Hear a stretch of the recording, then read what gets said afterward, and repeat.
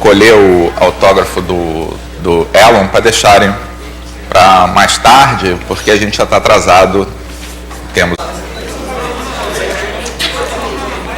Bom dia, gente. Deixa eu aproveitar logo agora nesse início para lembrar vocês que amanhã nós temos uma sessão que tradicionalmente é dedicada a responder a perguntas dos participantes do curso, daqui do Rio de Janeiro e dos outros locais aí de realização, sobre temas desse curso e sobre temas do ensino de matemática em geral.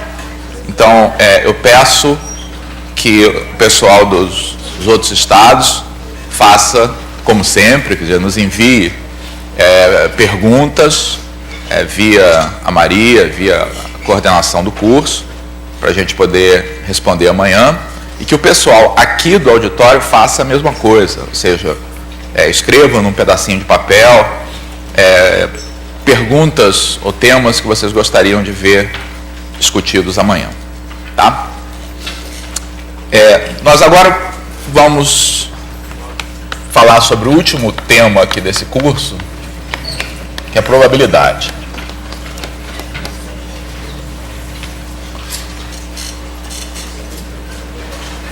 Na verdade, probabilidade é a principal motivação que a gente tem para o estudo de problemas de contagem que a gente faz no ensino médio. Então, para que serve, por exemplo, você contar quantas são os resultados possíveis, digamos, de um jogo como a Mega Sena? Serve para você poder avaliar qual é a chance de você ser premiado, tá, caso faça esse jogo. Então, a principal motivação dos problemas de contagem é a aplicação a problemas de probabilidade. Principalmente problemas de probabilidade que levem o aluno a tomar uma decisão. Ontem, na aula do Morgado, ele já enfatizou isso aí com matemática financeira. Os problemas mais interessantes de matemática financeira, tá, não são aqueles em que você tem que calcular qual o valor da prestação. Isso é interessante também, mas o mais interessante é você perguntar ao aluno o que é melhor, tá? Fazer uma coisa ou fazer outra. Porque esse tipo de pergunta é que desenvolve o espírito crítico, desenvolve a cidadania, e em probabilidade a gente tem muitas vezes ocasião de fazer algo desse tipo. Ou seja, você resolver um problema e chegar a uma resposta, probabilidade igual a 12 sobre 35, daí, tá? Qual o significado que isso aí tem para o aluno? O interessante é quando você pega esse resultado e compara, por exemplo, com uma alternativa para decidir o que é mais provável, o que é menos provável, tá?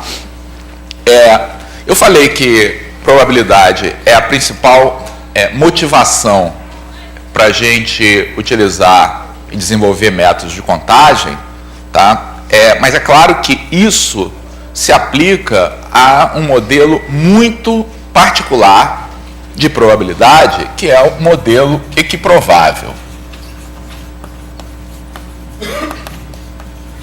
Então, como é que é esse tal modelo equiprovável? Primeira coisa, ele se aplica apenas a situação em que você tem um determinado experimento aleatório que possa ocorrer de um número finito de modos, tá? Então, usando uma notação que normalmente se emprega, eu vou representar aqui pela letra ômega esse conjunto de resultados possíveis para o experimento aleatório. Qual é o nome que esse ômega recebe mesmo? Espaço amostral. Então, o espaço amostral é o conjunto dos resultados possíveis, tá, que eu estou supondo que são em quantidade finita. Tá? Você tem um modelo equiprovável quando você atribui para cada um desses resultados a mesma probabilidade. Tá? Então, se você tem uma situação, tá, em que o modelo razoável para essa situação é atribuir a cada um desses resultados a a mesma probabilidade 1 sobre n, então você tem um modelo equiprovável. Tá? A gente vai discutir daqui a pouco, tá, que isso aqui não é de graça não, tá? Então não é qualquer listagem de resultados que permite a você atribuir probabilidades iguais. Tá? Você tem que ter uma razão muito forte para poder construir um modelo em que essas probabilidades sejam iguais. Tá? Às vezes as pessoas inventam formas de listar os resultados de um experimento, tá? E aí, magicamente, dizem que trata-se de um modelo equiprovável. Tá? Isso conduz a erros graves, tá? E a interpretações muito equivocadas a respeito de certos fenômenos, que a gente vai discutir ainda hoje. Tá? Então, se você estiver nessa situação, tá? Então o que eu estou fazendo aqui, tá? Do ponto de vista esquemático, né? Eu tenho aqui os diversos pontos do meu espaço amostral, tá? Todos com a mesma chance de ocorrer. Tá? E aí, quando eu vou calcular a probabilidade referente a um subconjunto do espaço amostral, que nome a gente dá aos subconjuntos do espaço amostral mesmo? Eventos. Tá? Então, a probabilidade de um evento A, vou colocar por extenso, é igual. Então, cada um dos elementos já tem probabilidade 1 sobre n.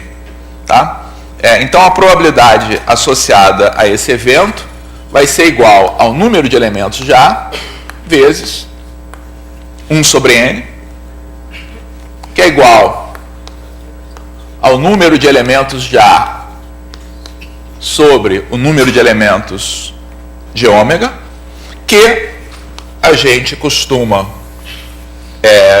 escrever ou se referir a essa fórmula como sendo número de casos favoráveis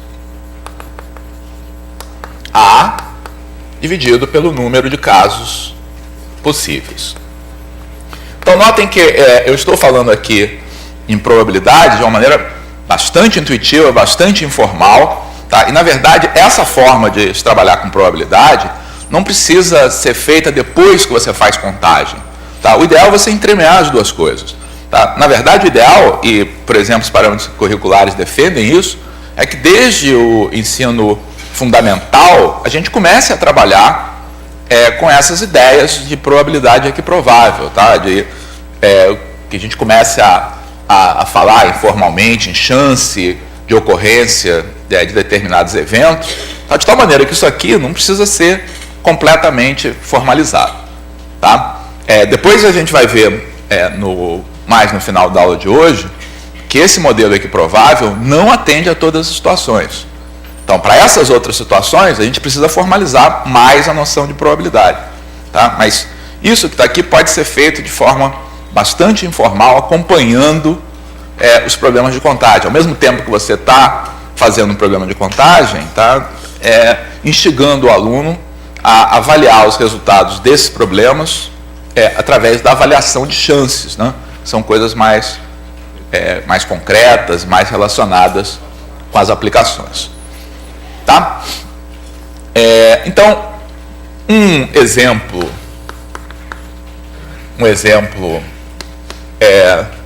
tradicional, tá? É o seguinte, tá? Lanço um dado.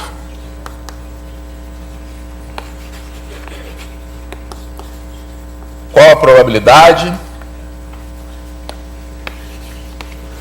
de obter uma face, de colocar par mesmo. Qual a probabilidade de obter uma face par quando eu lanço esse dado? Qual a resposta? Meio. Mas quando vocês estão dizendo, tá, que esse resultado é meio, vocês estão fazendo uma série de suposições. Tá? Vocês estão supondo, tá, que esse dado que está aqui é o que a gente chama de um dado honesto, tá? Ou um dado equilibrado, tá? São palavras que às vezes se utiliza para se designar o dado ideal ao qual esse problema se refere. Tá? De qualquer maneira, tá, a gente não tem dúvida, tá, de que o espaço amostral adequado para representar esse problema é o conjunto dos números de 1 a 6, que são as 6 possíveis números que eu posso observar no topo do dado. Tá? Então, isso vale qualquer que fosse a construção desse dado, tá? Que os resultados possíveis são esses, não há dúvida. Tá? O fato do dado ser honesto é que vai me permitir dizer, tá, que todas essas faces, tá, têm a mesma chance de sair. Tá? Isso tem uma noção intuitiva. Né? Então, quando você diz, por exemplo, que cada uma desses resultados tem probabilidade 1/6, você quer dizer que de cada 6 lançamentos você vai ter um desses aqui? Não, não é. O que você quer dizer? O que você quer dizer quando diz que a probabilidade de sair 1 é 1/6? Não, peraí, mas o que isso quer dizer? Qual é a intuição que está por trás da gente atribuir esse número 1/6 ao resultado 1? Não, pois é, mas que coisa é essa chance? Vocês estão fazendo um dicionário, estão fazendo igual o dicionário faz às vezes, estão dizendo que probabilidade é chance, chance é probabilidade. Mas possibilidade? Que história é essa de possibilidade de ser 1/6? O que isso quer dizer? Como é que você explica isso aí para o aluno? Que esse número aqui não é um número... Se eu lançar um número muito grande vezes... É isso aí.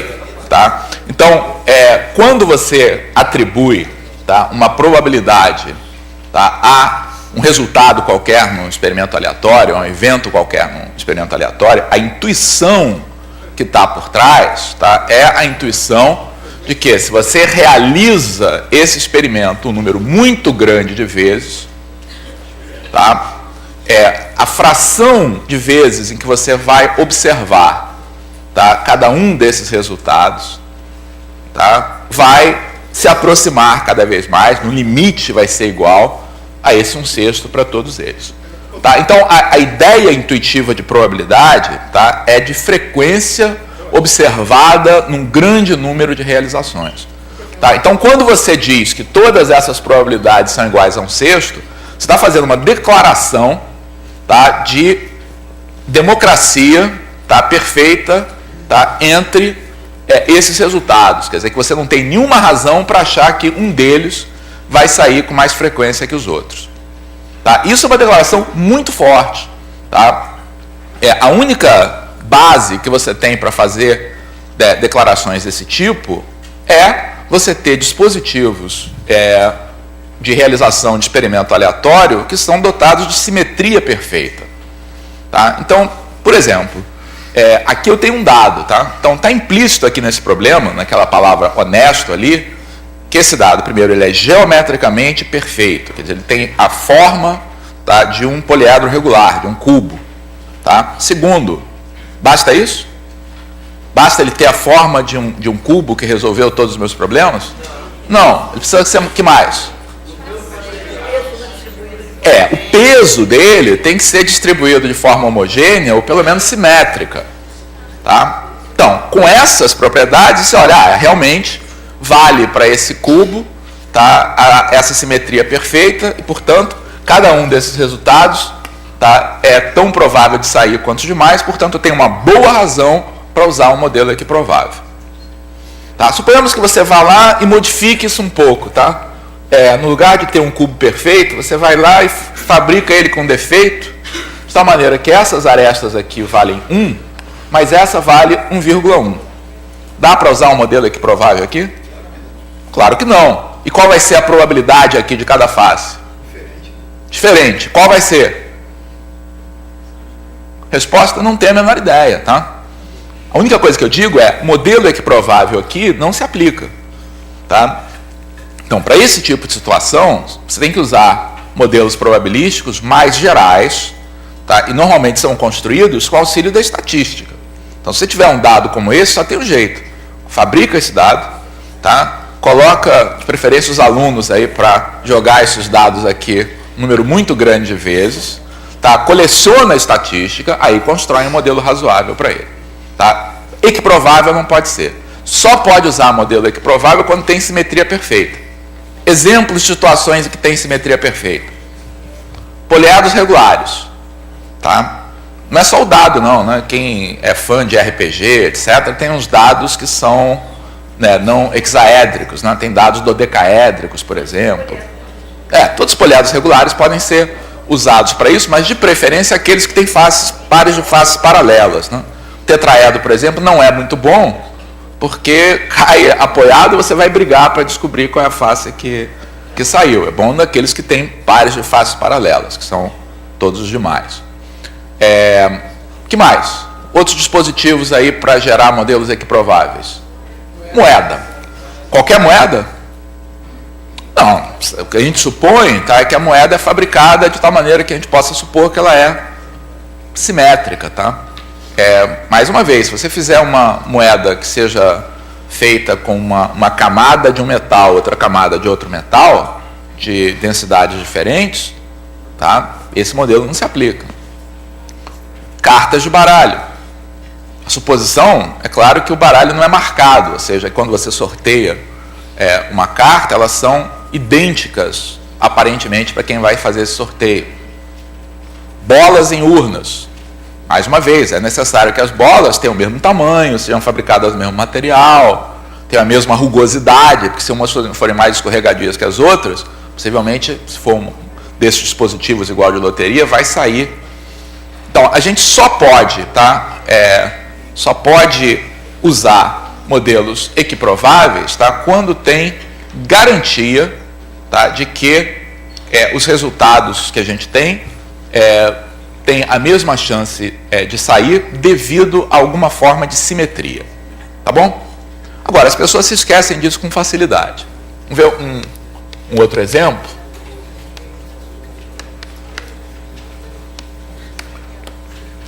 Lanço dois dados idênticos.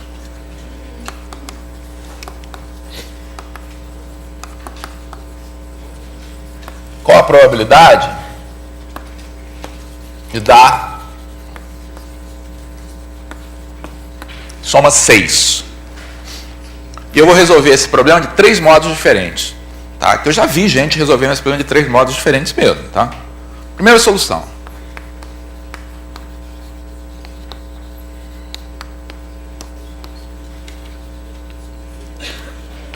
Quais são as somas possíveis que a gente pode obter quando joga 2 dados? Menor soma possível é 2. E aí dá para ter todas as combinações até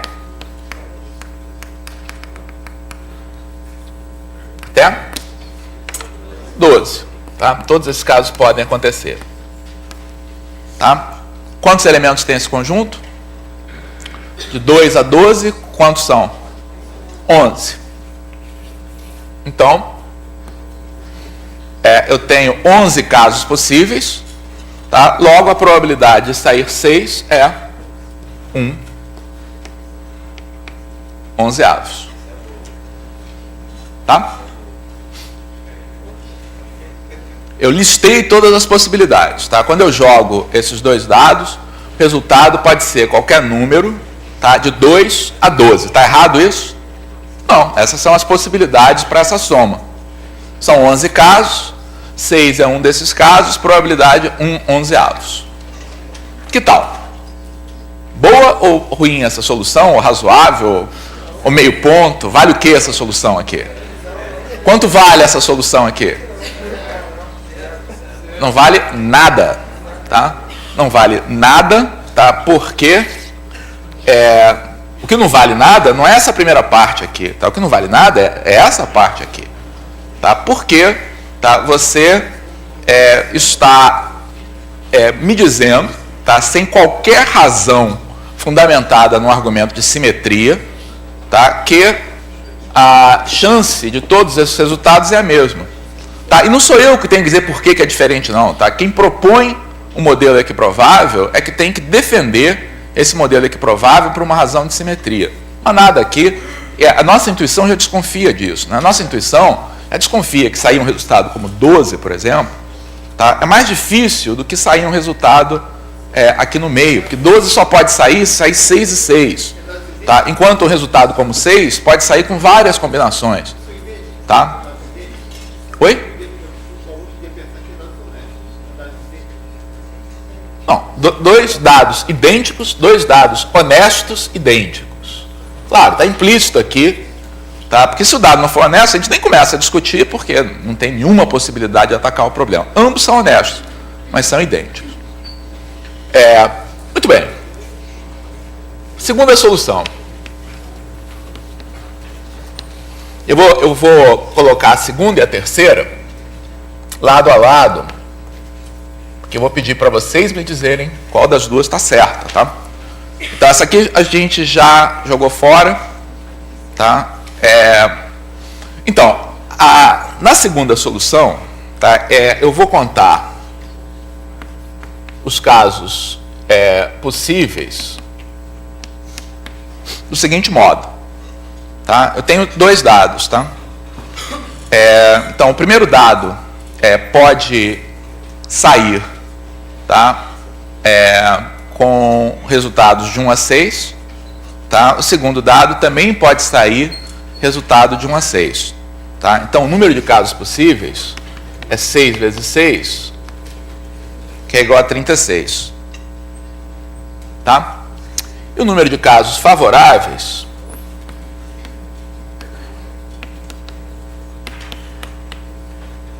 bom, o número de casos favoráveis, tá? Vou listar todos eles.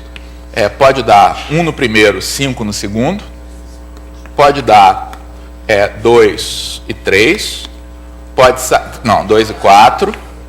Pode dar 3 e 3. 4 e 2. 5 e 1. Tá? Contei quantos são? 5. Então a resposta 5 sobre 36. Tá? Terceira solução. Na terceira solução, a gente conta os casos de uma outra maneira, lembrando que o enunciado fala que os dados são idênticos. Tá? Já que os dados são idênticos, contar 2 e 4 e 4 e 2 como coisas separadas, tá? Pode parecer um pouco estranho. Tá? Então, eu vou contar do seguinte modo. Como é que eu posso ter esse resultado? Um par de resultados diferentes, tá? De quantos modos isso pode acontecer? Então, para obter um par de resultados diferentes, eu tenho combinação de 6, 2 a 2. Tá? Isso vai ser 6 vezes 5 sobre 2, 15. Tá? Então, esses são os pares de resultados diferentes. Mas também pode sair resultados dobrados, né? Como o 3, 3. Quantos são? 6. Tá? 1, 1, 2, 2, 3, 3, 6, 6. Total, por essa contagem, tá? O resultado é 21. Ok? A diferença entre essa contagem e essa aqui é a seguinte. Aqui, se você contar aqui fizer uma tabela com os números de 1 a 6, na primeira eu estou contando todos os cruzamentos, tá? 6 vezes 6, 36. No outro caso, eu estou contando só o que fica aqui acima, porque eu não estou contando duas vezes, tá? Essas duplas. Tá? Se eu fizer desse modo, são 21. Quantos são os casos favoráveis aqui? Bom, agora os casos favoráveis, isso aqui conta como 1, isso aqui conta como 1, isso aqui conta como 1. Quantos? 3. Resposta. 3/21 ou 1/7. Tá? Então, eu tenho um problema, tá? 3 soluções. Tá? Uma contando pelas somas, outra contando como 36 casos possíveis, outra contando como 21 casos possíveis, tá? E aí? Qual que está certa? A primeira, a segunda ou a terceira? Quem acha que a primeira está certa? Ainda insiste na primeira? Bom, ninguém aqui teve coragem, pelo menos, de assumir que acha a primeira certa. Tudo bem. Quem acha a segunda certa? Quem acha que a terceira está certa? Algumas pessoas acham que a terceira está certa. A solução correta é a segunda. Tá? Então, deixa eu tentar convencer vocês, tá? Por que a terceira solução não é uma boa forma, tá? Então, a gente cai muito frequentemente nessa armadilha, tá? De considerar que esses dados são idênticos, tá? Dados serem idênticos significa só que você, a priori, externamente, tá? Não tem como observá-lo. Mas às vezes eu falo, mas cada dado sabe quem ele é, tá? Como se fosse um par de gêmeos aí que você não sabe reconhecer quem é quem, mas eles sabem, tá? Então são dois dados. Segunda coisa que eu falo, se essa palavra, tá, dados idênticos, está te atrapalhando, tá? Pega um balde de tinta aí, tá? Pinta um dos dados que estava branco de amarelo, tá? Fica com um dado branco, um dado amarelo. Isso altera alguma coisa na probabilidade do problema? Obviamente não.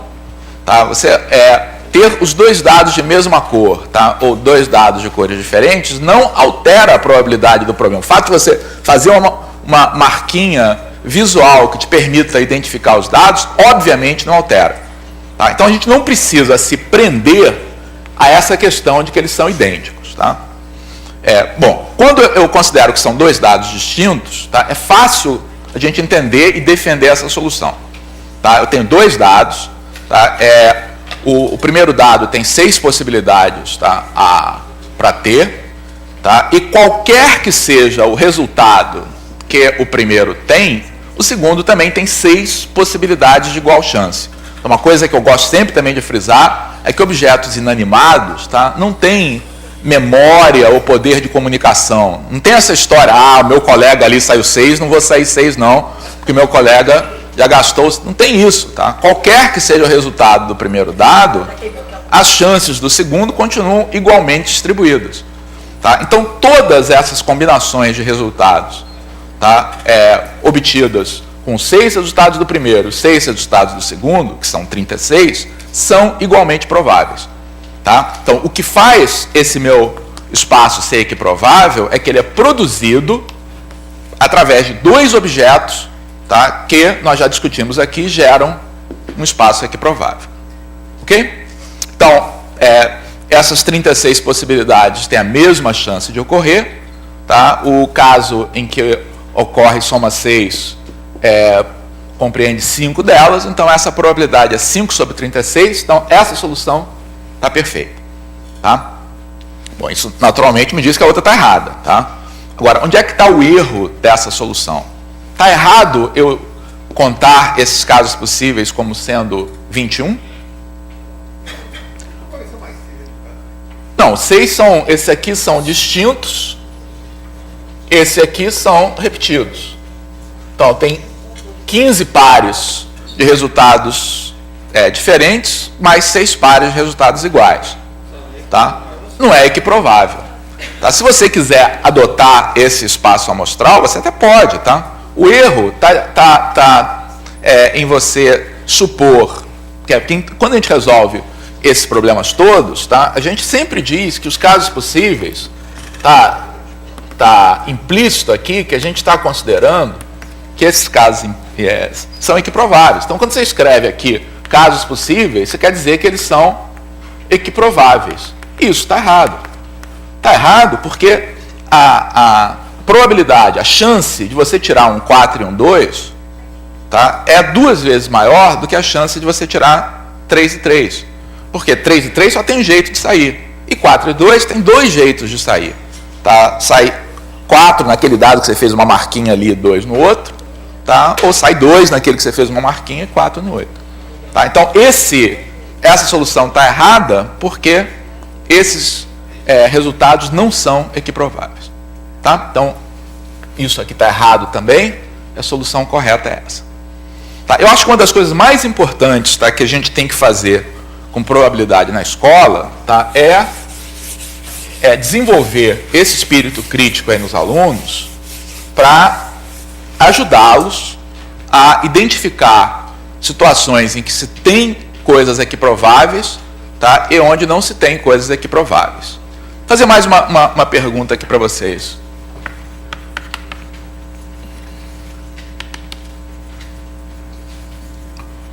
Digamos que eu tenho uma moeda lançada 4 vezes.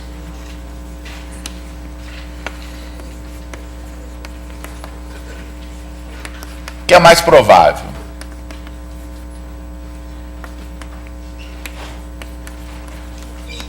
Sair cara, cara, cara, cara, ou coroa, cara, cara, coroa.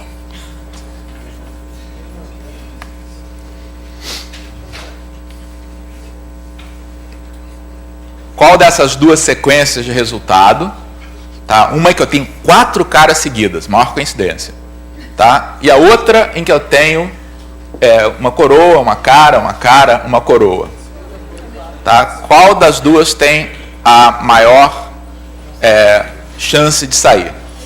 Se vocês forem utilizar o método democrático da matemática, por exemplo, fazer igual o Cacete Planeta, de perguntar às pessoas na rua, etc., tá? A maior parte das pessoas vai achar que isso aqui é muito mais fácil de sair, tá? Porque sair 4 caras seguidas é uma grande coincidência, tá? Por que as pessoas erram? Porque as pessoas confundem essa pergunta com essa aqui.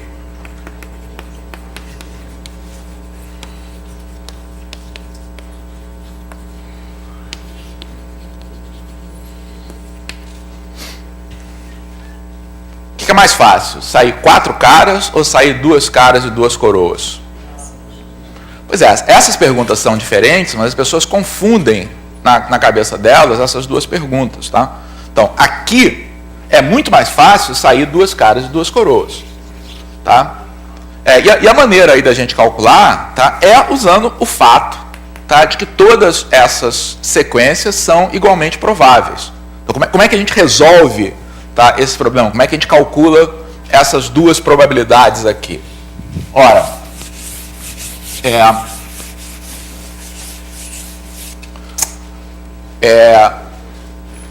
o que vai acontecer, tá, é que esse meu experimento aleatório, tá, ele é baseado no lançamento de uma moeda que, como sempre, eu estou supondo que ela é honesta.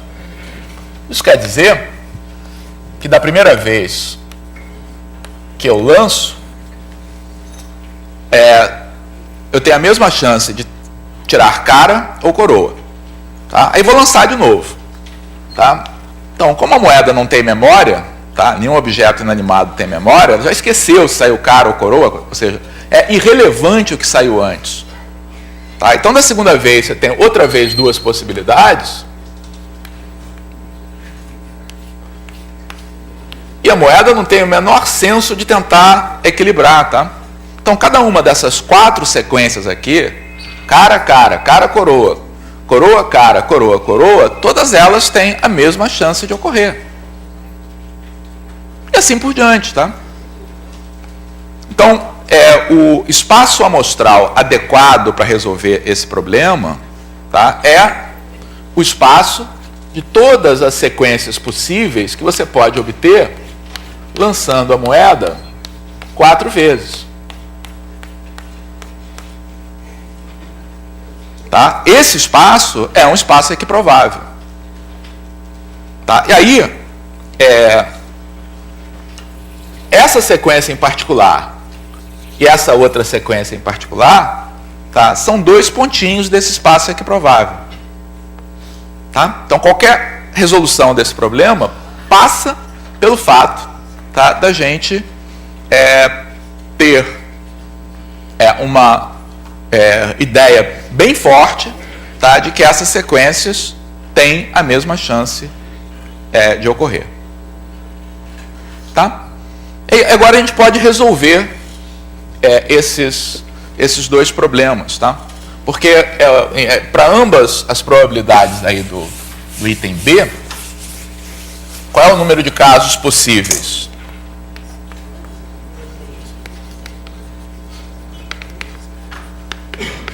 É o número de sequências que eu posso formar, todas elas com a mesma chance. Tá? Então vai ser, a primeira moeda pode sair de 2 modos, a segunda de 2, a terceira de 2, a quarta de 2. Tá? Dá 2 a 16 modos, 2 a quarta. Né? Tá? Então, probabilidade de sair 4 caras é a probabilidade de eu ter exatamente essa sequência, tá? Então, quantas das minhas sequências aí satisfazem essa condição? Uma só. Então, essa probabilidade é 1/16. Agora, a probabilidade de sair 2 caras e 2 coroas é maior do que essa, porque não é só essa sequência aqui que serve, tá? Eu tenho a sequência, por exemplo, cara, cara, coroa, coroa, estou representando coroa assim com um tiozinho aqui por cima, tá? Eu posso ter cara, coroa, tá? Tem várias, tá? Cada uma delas tem probabilidade 1/16. Então o que eu tenho que fazer é contar quantas são essas sequências. Quantas são? 8? Não são 8, não. São 6. Por que são 6? Tá, mas vamos mais simples. Falar em permutação com repetição. Tudo bem, tá? Pode falar em permutação com repetição, mas é mais construtivo, tá? E mais útil para você levar depois ao modelo binomial, que é um modelo importante na probabilidade, você pensar em termos de combinações, tá? Que é o problema mais básico. Porque como é que você forma um grupamento como esse? Tem 2 caras e 2 coroas, certo? Então, tudo que você tem que decidir é onde as caras vão sair. Tá? Quantos lugares você tem para colocar as caras? 4. Tem que escolher quantos deles? 2. Então, o numerador aqui dessa minha fração é a combinação de 4, 2 a 2. Tá? Então, todo problema de permutação com repetição, tá, pode ser resolvido usando combinações simples. Tá? Permutação com repetição abrevia um pouco alguns desses problemas, mas quando você tem apenas 2 possibilidades, é muito mais rápido, muito mais elementar falar em termos de combinações. Certo? Repetindo, tenho 4 posições, 2 delas vão ser ocupadas por caras. Então, tenho que escolher 2 dos 4 lugares que eu posso fazer de combinação de 4, 2 a 2 modos. Então, esse resultado vai ser 6/16, o que mostra, tá, que é muito mais fácil sair 2 caras e 2 coroas do que sair 4 caras. Ok? Deixa eu colocar um outro problema desses, elementar, em que a gente tem que decidir o que é mais provável.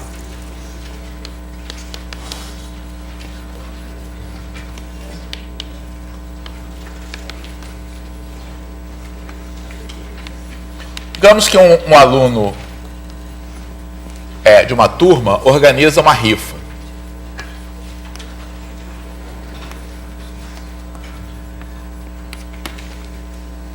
Tá?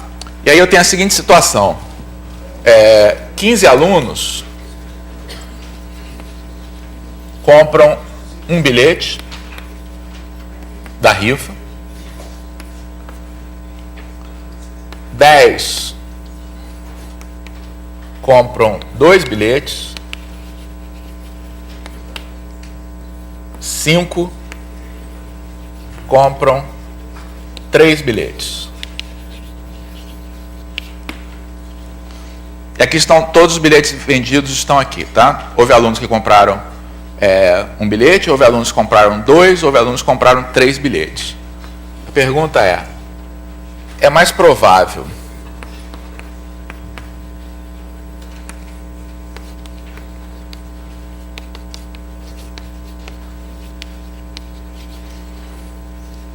que o aluno sorteado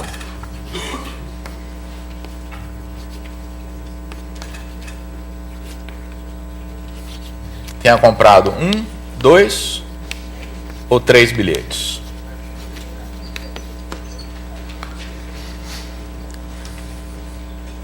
Trinta segundos aí para pensar direito, para vocês não dizerem que eu não fui claro aqui no enunciado. Todos os bilhetes estão aí, tá? Vendidos dessa forma. Não estou dizendo que esses 15 alunos dividiram esse bilhete, não, tá? Os 15 alunos compraram um bilhete cada, tá? Como aluno, onde pode interpretar mal, vai interpretar mal, né?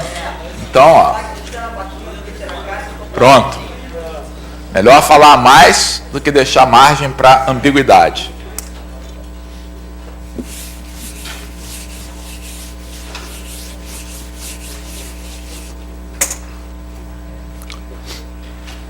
Então, quem acha que é mais provável que o aluno sorteado tenha comprado um bilhete? Ninguém? Quem acha que é mais provável que o aluno sorteado tenha comprado 2 bilhetes? A meia dúzia de pessoas.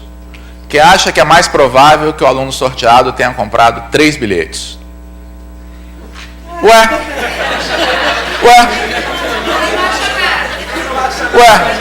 Vou embora então.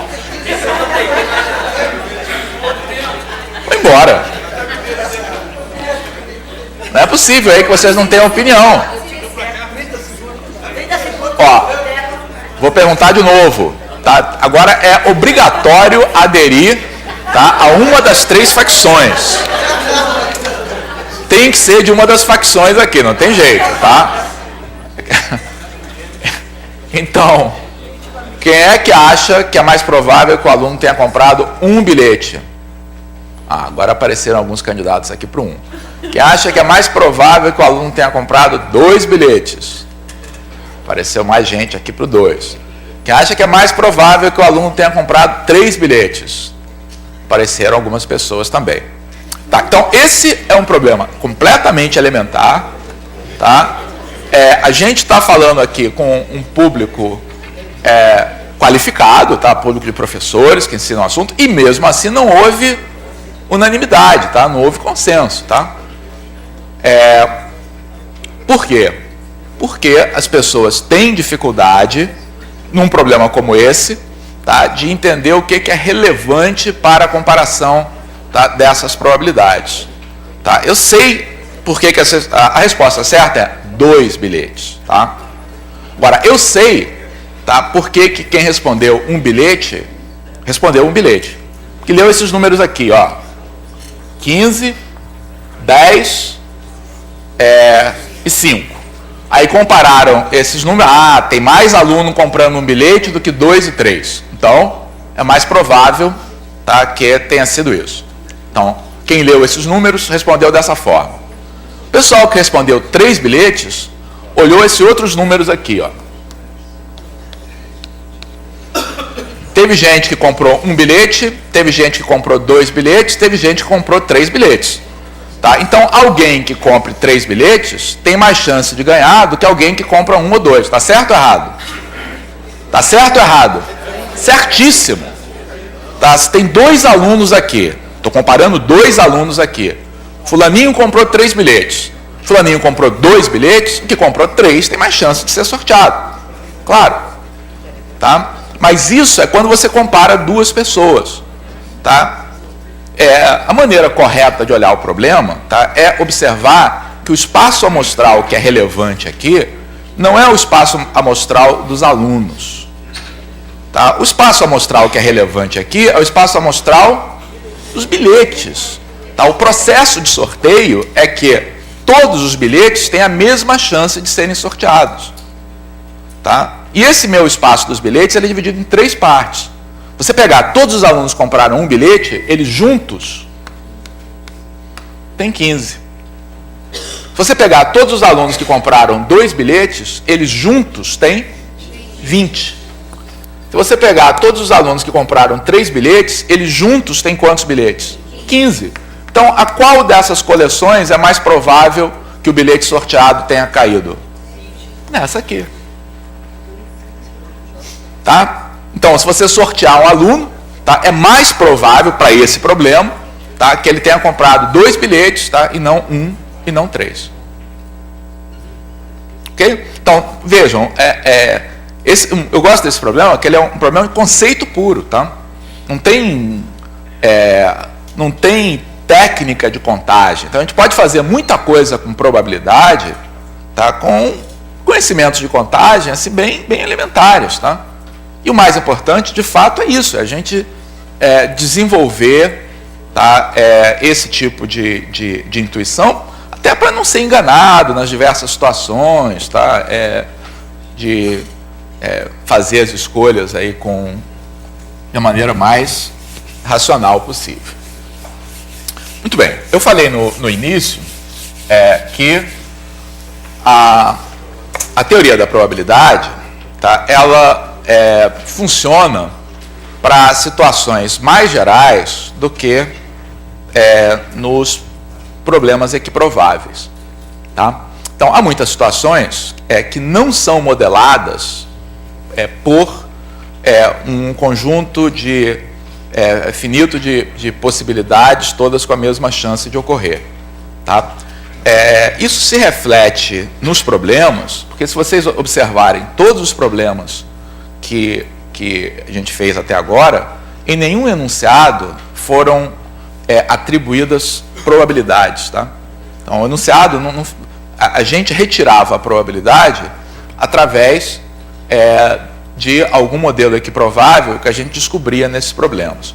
Tá? Mas, se você quiser fazer um modelo que se refira a outras situações aí da vida, tá? Por exemplo, modelo probabilístico que vai medir a efetividade de um determinado medicamento curar uma certa doença.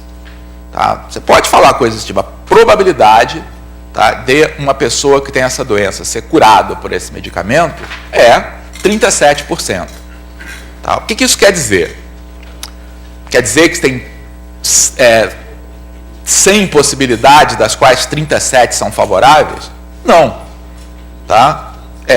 Um modelo desse tipo, a maneira pela qual você constrói esses modelos passa necessariamente por uma disciplina, tá, que é irmã da probabilidade, mas é distinta dela, que é a estatística.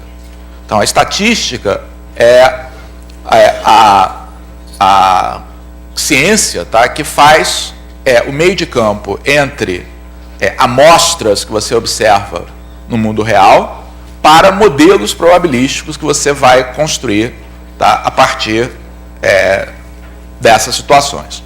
Tá? Então, quando você está falando a respeito disso, você tem que falar de probabilidade de uma forma mais geral. Tá? Então, como é que a gente trata, tá, com esse modelo mais geral de probabilidade? Então, saímos aqui do caso equiprovável, tá, e queremos desenvolver o nosso ferramental, tá, para lidar com situações, tá, em que a gente esteja trabalhando com modelos não equiprováveis. Então, nesses problemas, a gente só pode fazer alguma coisa se algumas probabilidades forem dadas e a gente tem que calcular outras probabilidades. Percebe a diferença? Aqui não tinha probabilidade nenhuma aqui no início. Tá? A gente gerou probabilidades a partir de uma suposição de chances iguais. Nesses outros problemas, tá, a gente vai ter que gerar probabilidades a partir de outras probabilidades dadas no problema. Tá?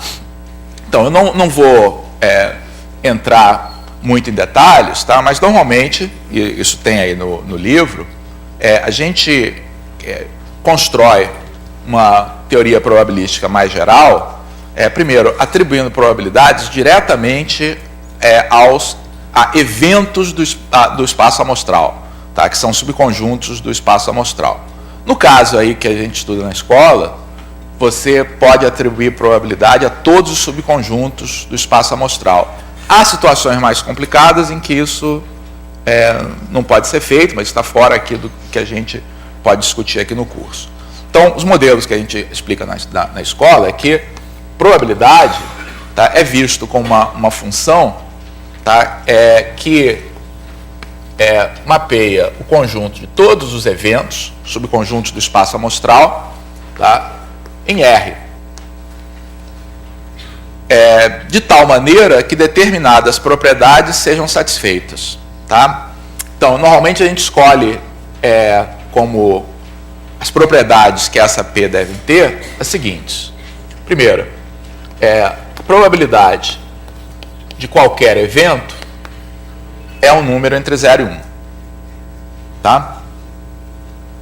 Segundo, a probabilidade do espaço amostral inteiro é igual a 1. E a terceira propriedade é que se A e B são dois eventos cuja interseção seja vazia, então na linguagem de teoria dos conjuntos, nós diríamos que esses conjuntos são disjuntos. Na linguagem de probabilidade, nós dizemos que esses dois eventos são mutuamente exclusivos ou mutuamente excludentes. Tá? Então, se isso acontece, a probabilidade da união desses eventos, tá, é igual à soma, tá, das probabilidades de cada um deles. Ok? Daqui, por exemplo, uma consequência dessa propriedade, saem todas as outras propriedades ligadas à probabilidade. Por exemplo, qual será a probabilidade do conjunto vazio, tá? Ou do evento impossível? Qual é a probabilidade? Mas não está escrito aqui. Por que é 0? Não, que número de elementos? Não tem mais número de elementos, tá? Isso, tá? Essa probabilidade é igual a 0, tá? Como uma consequência dessas duas propriedades aqui, tá? Por quê? O espaço amostral, tá, pode ser escrito como essa união, tá, onde esses dois conjuntos satisfazem a essa condição, certo? Então, essa probabilidade aqui, você sabe que é 1. Tá? E ela tem que ser igual a essa probabilidade mais 1. Então, qual é a probabilidade que você tem que atribuir ao conjunto vazio para satisfazer a essas duas leis? Tá? Tem que ser igual a 0. Tá? E as outras leis de probabilidade, todas elas saem daqui. Por exemplo, uma lei bastante conhecida é a lei da probabilidade da união para conjuntos que não são necessariamente juntos, né? P de A união B igual a P de A mais P de B menos P de A interseção B. Sai daqui também, tá? Tudo isso é consequência, tá, desses três axiomas. Ok? Mas o conceito que é importante, que eu queria gastar um instantinho falando, que é muito importante na hora de resolver problema, tá, é o conceito de probabilidade condicional. Tá? Muitos, então, somente usando essa definição, tá, você pode usar essas operações aqui com conjunto, tá, para calcular a probabilidade. Então, pode fazer probleminhas bobos do tipo, te digo quanto é que é P de A, P de B, P de A interseção B, você tem que calcular P de A união B. Tá? Não tem a menor graça. Tá? Os problemas que são interessantes, envolvendo modelos probabilísticos não equiprováveis, tá, são os que envolvem a ideia de probabilidade condicional. E isso é porque falar de probabilidade condicional é uma maneira natural, tá, de você especificar um modelo. Então, antes de eu dizer a definição, deixa eu colocar aqui um exercício em que a probabilidade condicional aparece. Tá? Bom, digamos que alguém fez uma estatística Tá, então esses dados aqui são fictícios, tá? Mas digamos que a probabilidade de um pênalti para o Brasil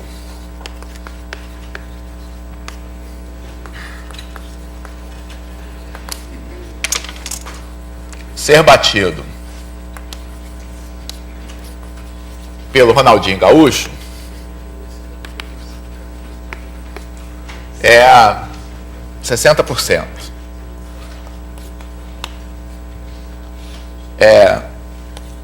Quando ele bate o pênalti,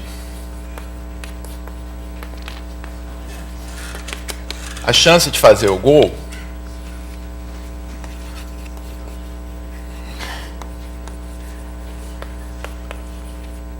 é de 90%.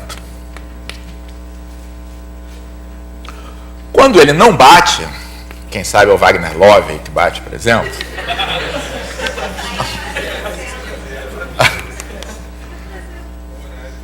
a chance se reduz. Não sejam tão malvados aqui. A 50%. Tá?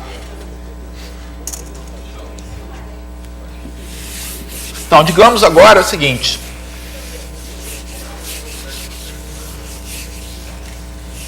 A pergunta que eu quero responder é qual a probabilidade de que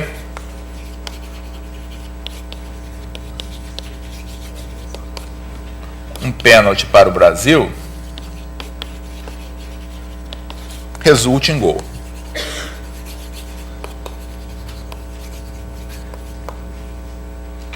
Tá?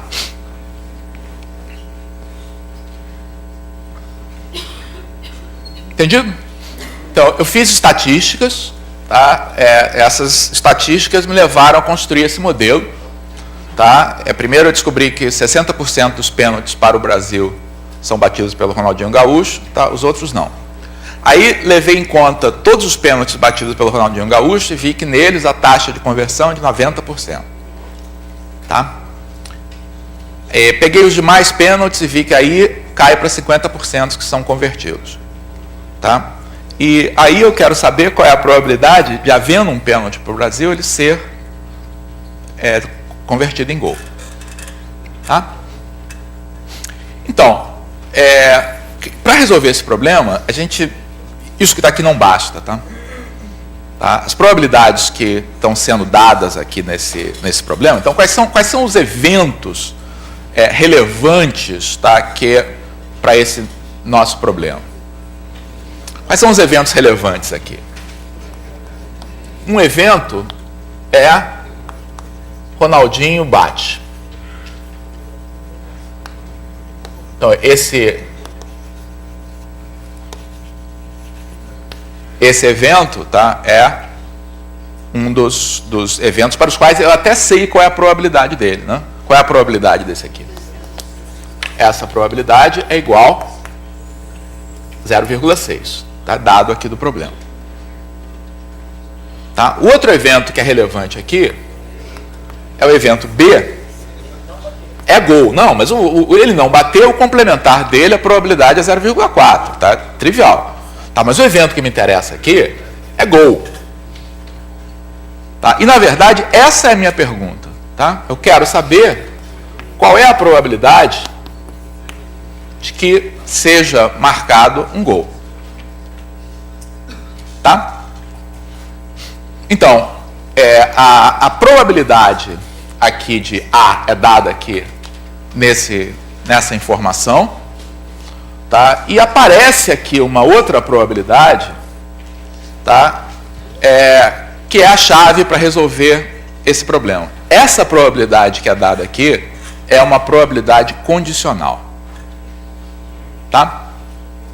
Então, uma probabilidade condicional, eu vou definir, tá? E vou motivar essa definição, como acho que o Wagner falando, é claro que definição não se demonstra. Tá? Eu vou definir, tá? Mas vou motivar essa definição por algo que acontece no terreno de probabilidade do qual a gente entende mais, que é a probabilidade equiprovável. Tá? Então, eu vou definir probabilidade de... Para ficar com a notação que eu quero aqui, eu vou escrever desse modo. Probabilidade de um evento B, dado evento A. Então, isso aqui, a gente lê probabilidade condicional de B, dado A. Tá? Ou de B na certeza de A. Então, como é a nossa interpretação, tá, dessa probabilidade? Não estou deduzindo a definição, não, gente. Eu estou criando uma definição, tá, de tal maneira que ela me seja útil para resolver problemas. Tá? Então, vou pensar desse modo. Aqui está o meu ômega. Tá, vamos pensar no caso em que eu tenho, tá, um modelo equiprovável. Tá? E aqui eu tenho dois subconjuntos do ômega. Esse subconjunto aqui é o A. Tá? Esse outro aqui, deixa eu colocar mais uns pontinhos aqui. Tá? Esse outro aqui vai ser o B. Tá? Digamos que você tenha uma informação, tá, de que o evento A ocorre. Então, cada um desses dois eventos tem a sua probabilidade. Tá? A probabilidade do evento A seria simplesmente o número de pontinhos de A sobre o número total. Tá? Enquanto a probabilidade de B, tá, seria o número de pontinhos em B sobre o total. Mas digamos que você tem uma informação adicional, tá, de que, olha, o evento A ocorreu. Tá? Isso, na prática, faz com que o seu espaço amostral mude. Tá? Porque se você sabe que o evento A ocorreu, pode jogar fora tudo que está fora de A. Tá? Porque tudo que está fora de A tá eliminado. Então, num modelo equiprovável, tá, sabendo que A ocorre, tá, como é que você redefine a probabilidade de B? Também no B, você pode jogar tudo fora, exceto a parte de B que fica dentro de A. O resto joga fora. Tá? O novo espaço amostral para todos os efeitos, tá, é A. Ok? E aí, a gente vai definir, tá, essa probabilidade revista aqui do conjunto B, agora que a gente sabe que o A ocorre, como sendo o número de elementos de A interseção B dividido pelo número de elementos de A, tá, já que A faz o papel do espaço amostral agora. Tá? Se você divide em cima e embaixo pelo número de elementos de ômega, tá? Cada uma dessas frações se transforma numa probabilidade. Tá? Isso sugere, tá, essa definição para a probabilidade condicional, tá, de B dado A, ou de B na certeza de A. Tá? É a probabilidade da interseção, tá, dividido pela probabilidade, tá, de A. Ok?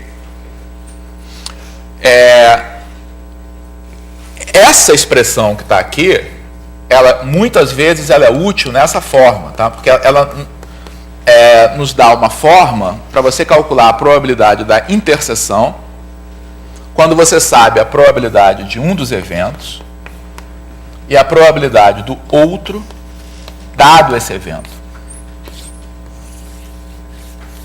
Então, aqui eu tenho a definição, tá? Aqui eu tenho uma reescritura aqui da definição, da forma que muitas vezes a gente usa em problemas, incluindo nesse que está aqui.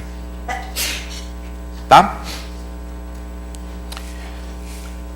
Então, vejamos por que isso nos ajuda. que agora, tá, eu tenho uma forma, tá, de interpretar, de escrever essas duas probabilidades. Tá? Então, esse meu problema, eu tenho qual é a probabilidade do Ronaldinho Gaúcho bater, tá, que é 0,6.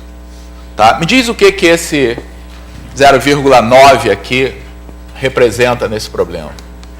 O que é esse 0,9? Será que esse 0,9 é a probabilidade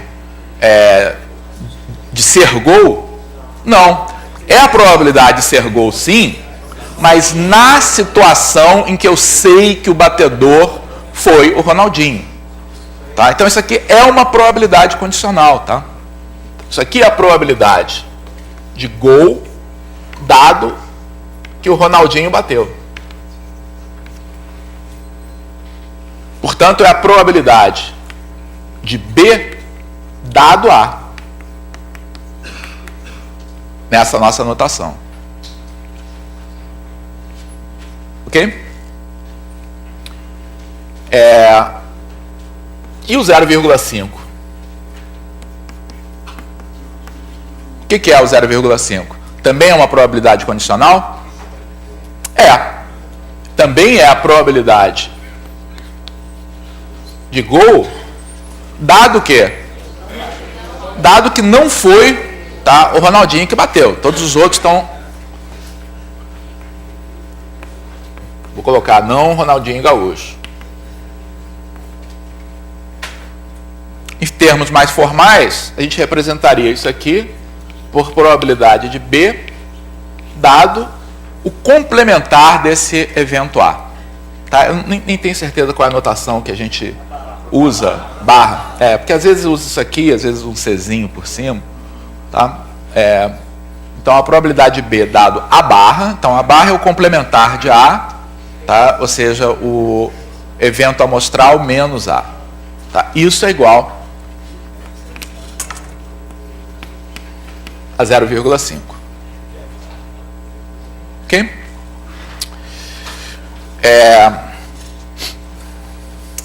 Não acabou ainda não, né? Ainda falta coisa. Como é que a gente acha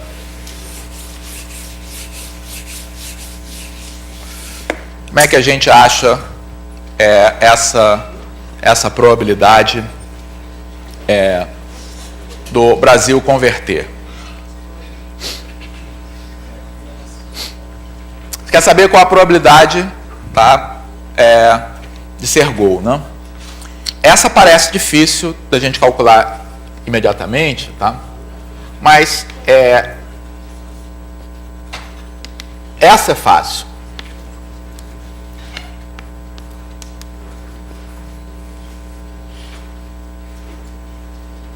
Qual é a probabilidade do Ronaldinho bater o pênalti, tá? E, além disso, ser gol?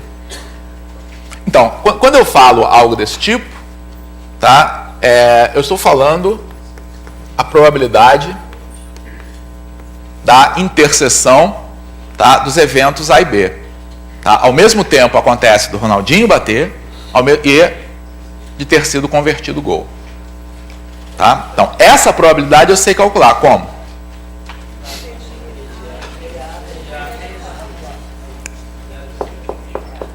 Usando isso aqui. Tá? Isso é igual a probabilidade de A vezes a probabilidade B dado A, tá? E tudo isso eu tenho aqui no meu problema, né?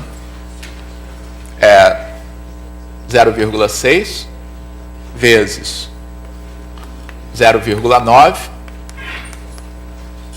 que é igual a 0,54.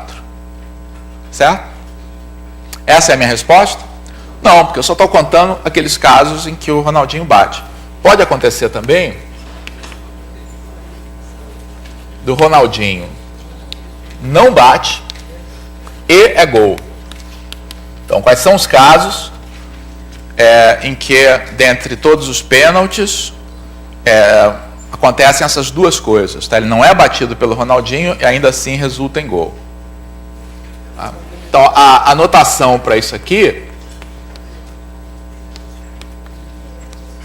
é a probabilidade do complementar de A interseção B. Que eu uso a mesma expressão lá, né? Isso aqui vai ser igual a probabilidade de A complementar vezes a probabilidade de B dado A complementar. Tá? Isso vai ser 0,4, que é a probabilidade do complementar, que é simplesmente 1 menos a do evento inicial, vezes 0,5, isso vai dar 0,2. E, finalmente, qual é a probabilidade de ser gol?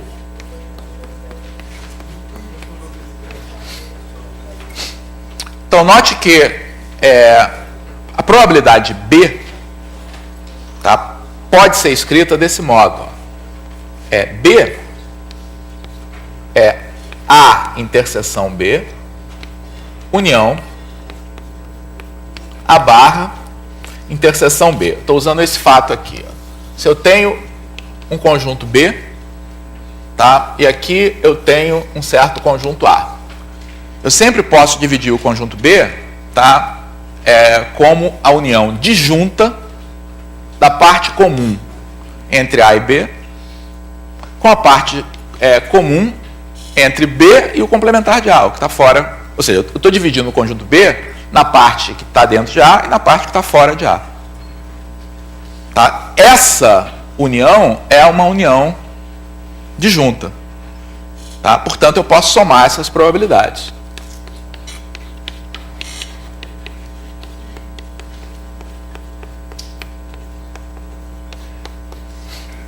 Que são as duas probabilidades que eu calculei aqui acima.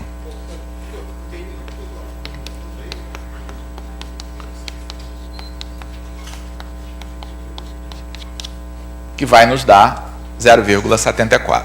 Deixa eu mostrar isso aqui de uma maneira menos formal, tá? Que nos ajuda muito na hora de pensar nesses problemas. Tá? Vou apagar essa figura. A gente pode pensar da seguinte forma. Tá? Aquele nosso modelo é um modelo em duas etapas.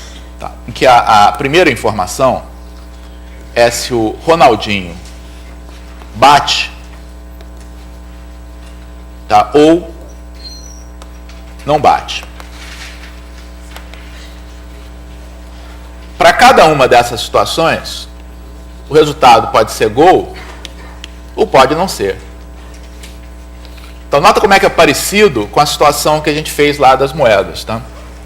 A única diferença, tá, é que agora as chances não são todas iguais. Tá? Quais são as chances aqui em cada caso?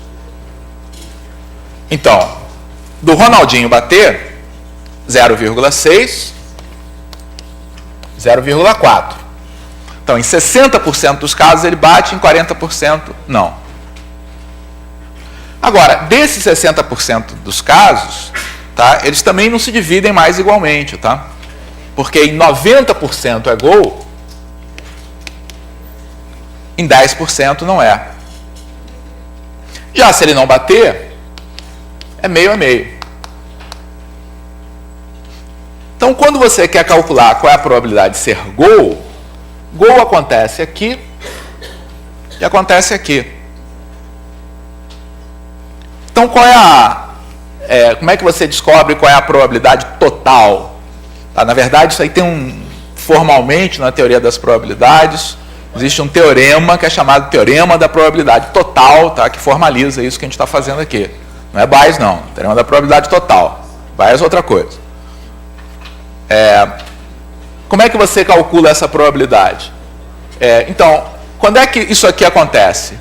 Em 90% dos 60% dos casos. Tá? 90% de 60%, 54%. Quando é que isso aqui acontece? Em 50% dos 40% dos casos. 50% de 40%, 20%. Tá? Então, cada uma dessas situações aqui decompõe, tá, as possibilidades, tá? Em todas as combinações possíveis aí do batedor ser ou não Ronaldinho Gaúcho, tá? E de ter resultado ou não gol. No caso, como a gente quer saber qual a probabilidade de ser gol, é só somar o que a gente tem aqui, 0,54, com o que a gente tem aqui, 0,2, para chegar a 0,74. Ah, fecha, claro. Certamente. Aqui vai ser 0,06, aqui vai ser 0,2. Se você somar tudo isso, vai dar 100%, claro. Tá? Então, hoje à tarde, aí no... Só alguém falou em teorema de Bayes. O teorema de Bayes serve para responder a seguinte pergunta, que vocês podem pensar à tarde também, não está esse problema. Mas eu disse o seguinte: houve um pênalti para o Brasil. Foi gol. Qual é a chance de ter sido o Ronaldinho Gaúcho que bateu esse pênalti? Dá para responder essa pergunta. A formalização dessa resposta é o teorema de Bayes. Tá? Gente, exercício para hoje à tarde. Ela marcou alguma coisa ou não? Eu li uma mensagem ali, parece que com os demais estados ele marcou os 5 primeiros problemas do capítulo de poliedro. O Elo nesse curso está gostando dos 5 primeiros. Né? Os exercícios de probabilidade, o pessoal dos outros estados já tem, deixa eu dizer aqui, na seção 5.1, tem o 10 e o 11, na seção 5.2, tem o 2 e o 12. Esse problema 12 aqui da seção 5.2 é um problema que sempre dá muita discussão. Peço que vocês deem uma olhadinha nele com atenção. O Elon são 5 primeiros do capítulo de poliedros, acho. Então, nos vemos, pessoal dos demais estados, a gente se vê amanhã. Não se esqueçam de mandar as perguntas para a sessão de amanhã. Tá? O pessoal aqui do Rio, fique por aqui que o John vai tirar uma outra foto hoje.